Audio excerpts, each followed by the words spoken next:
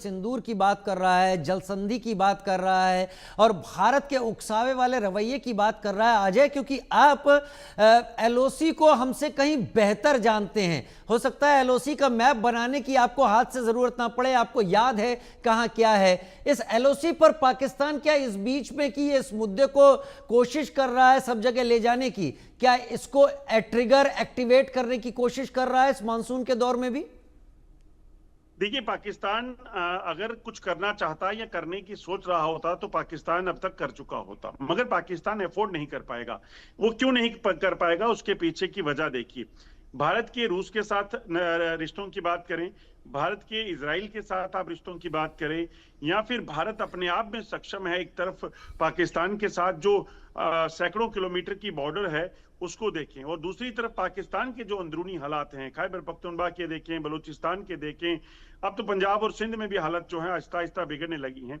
उसके बाद पाकिस्तान जंग तो अफोर्ड नहीं कर सकता। पाकिस्तान जब भी करेगा, जो भी कोशिश करेगा, वो सिर्फ और सिर्फ अपने प्रॉक्सीज जो उसके हैं, जो पिछले 30 सालों से आतंकियों के जरिए यहाँ पे अनडिक्लेयर्ड वॉर जिसे मैं कहता हूँ वो कर रहा है, उसी का सहारा ले सकता है ज्यादा से ज्यादा। मगर अभी इसलिए चुप है क्योंकि भारत ने साफ कहा है कि पाकिस्तान की तरफ से होने वाला कोई भी टेरर एक्ट उसे जंग माना जाएगा, उसे एक्ट ऑफ वॉर माना जाएगा, और उसका जवाब भारत उसी तरीके से देगा। यानी कि अगर यहां कोई कुछ करता है तो उसका हिसाब पाकिस्तान में होगा। तो आप इस चीज को समझ सकते हैं कि पाकिस्तान इसे कितना अफोर्ड कर सकता है।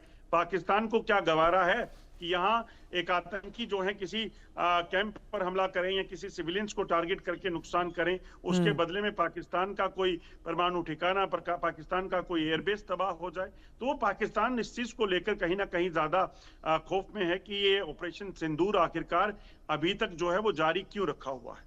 तो उम्मीद यही इस बात की है कि जो अभी किश्तवाड़ में या दूसरी जगहों पर जो एनकाउंटर हुए, सर्च ऑपरेशन चले, जिसमें कुछ एक आतंकी मारे गए, जैसा आप बता रहे, तो उधमपुर के पास भी एक जगह थी, वहां पर भी इस तरीके का ऑपरेशन हुआ। ये वो आतंकी हैं जो लोन वुल्फ की तरह काम करते हैं, यानी छुपे हुए हैं जंगलों में, जो इधर उधर शिफ्ट होते रहते थे, ये वो आतंकी हैं। फिलहाल मौसम को देखते हुए पाकिस्तान ऐसी कोई एक्टिविटी नहीं कर पा रहा है। देखिए, ये कहा जा सकता है कि ये पिंजरे में फंसे हुए वो जानवर हैं जिन्हें भारतीय सेना ढूंढ रही है, और ये यहाँ पर दाखिल तो हो चुके हैं। अब दाखिल होने के बाद इनके पास एक ही ऑप्शन है, मरना है। इनको मरना है, आज नहीं मरेंगे कल मरेंगे, ये मरेंगे। आप देखिए, कठुआ में एक आतंकी मारा गया, उधमपुर के बसंतगढ़ में एक आतंकी मारा गया, किश्तवाड़ में मुठभेड़ हुई, वहां पे एक मारा गया। ये सिलसिला चुन चुन के इनको मारा जाएगा। जब तक ये जंगलों के भीतर छुपाते जो है वो भागते रहेंगे, तब तक इनकी जान सलामत है। जिस भी दिन ये सेना के रडार पर आ गए, सुरक्षा बलों के जो है रडार पर आ गए, उसके बाद इनका अंत तय है। और एक आतंकी की जो जिंदगी है, उसकी जिंदगी इतनी ही होती है, 3 से 4 साल मैक्सिमम।